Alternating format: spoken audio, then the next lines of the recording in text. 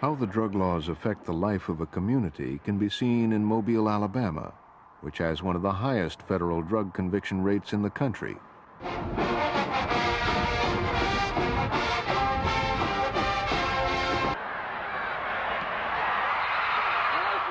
Take the case of number 33. Clarence Aaron was a 23-year-old student and promising athlete at Southern University, Louisiana. His home was Mobile. He was the only one of Linda Aaron's 3 children who went to college. I've always did domestic work, you know, and I've worked all my life, but I just couldn't afford to send none of them to college. And his granddad sent him to college, so. Pull, be for real. Pull, Ricky. Pull. His father, Martin Clarence Aaron, is a musician and a personal trainer. He was the only one that was in college at the time this occurred. He was trying to get an education, trying to better himself. The only one in this whole mess that was doing something positive with a clean, sneaky clean background was Clarence Aaron. And he is the fall guy out of this whole mess. Clarence Aaron was accused of conspiring with friends to distribute crack cocaine. He went to trial and was convicted. He was sentenced to 3 concurrent life sentences without the possibility of parole. He started serving his sentence in 1992. I just couldn't believe that when the judge told me that. 3 life sentences, running concurrent. When he said that, I was sitting in my chair and I was thinking to myself, I said, what in the world do I supposed to start doing 3 life sentences at? Where am I supposed to start at, in the middle? The union part of it? Where? I just couldn't believe that this was occurring to me. All I seen my whole life, everything that I had strived and stayed out of trouble for all my life, go down the drain, you know? Honestly, I expected for them to give him probation. I really did. For the part that he played in this, that's what I was looking for, at least some years on paper. That's all. Nothing else. Because when they gave him life without parole, it literally killed me. I didn't even exist anymore. Because I couldn't understand. I said, how in the world could these people sit here and just take a young man's life away like that, 23 years old, to try to take his whole life away from him for something that they know, and they know it too. They know they coached all those boys to say what they said. They know that. How can they do that? The boys were Clarence's friends from Mobile High School and his first cousin with whom he grew up.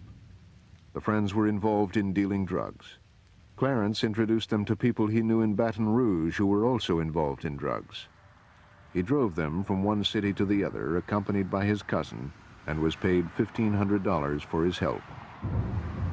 Traveling with the wrong person, the wrong crowd, he's guilty. Being with people going certain trips, he's guilty. But so far as the picture that they try to paint him for, he's not guilty, and he don't deserve to be punished as if he's some dope kingpin.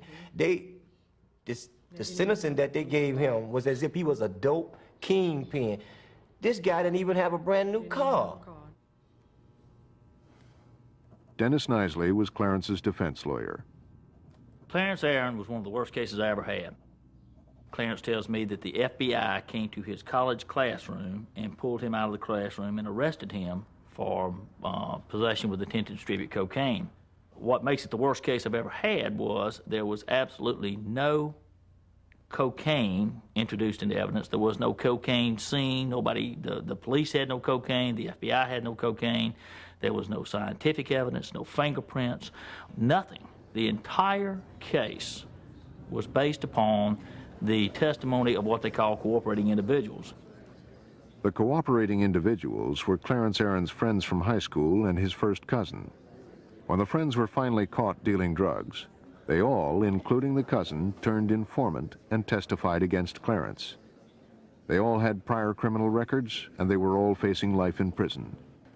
Clarence was the only one with no record and no hard evidence of any sort. The U.S. Attorney's Office in downtown Mobile prosecuted the case. J. Don Foster is the U.S. Attorney for the Southern District of Alabama. Well, do you understand that he arranged for the purchase of some 9 kilograms of cocaine. Can you imagine how much damage 9 kilograms of cocaine or converted to crack can do in a community or in this country? 9 kilograms. There was not any cocaine found anywhere, and certainly no cocaine was never put on any scale to weigh to say, okay, it was this much cocaine, which then support this simply and totally. The entirety of the witnesses against him were people who were exchanging their testimony for their liberty. There don't have to be drugs. People are amazed. Well, aren't there drugs?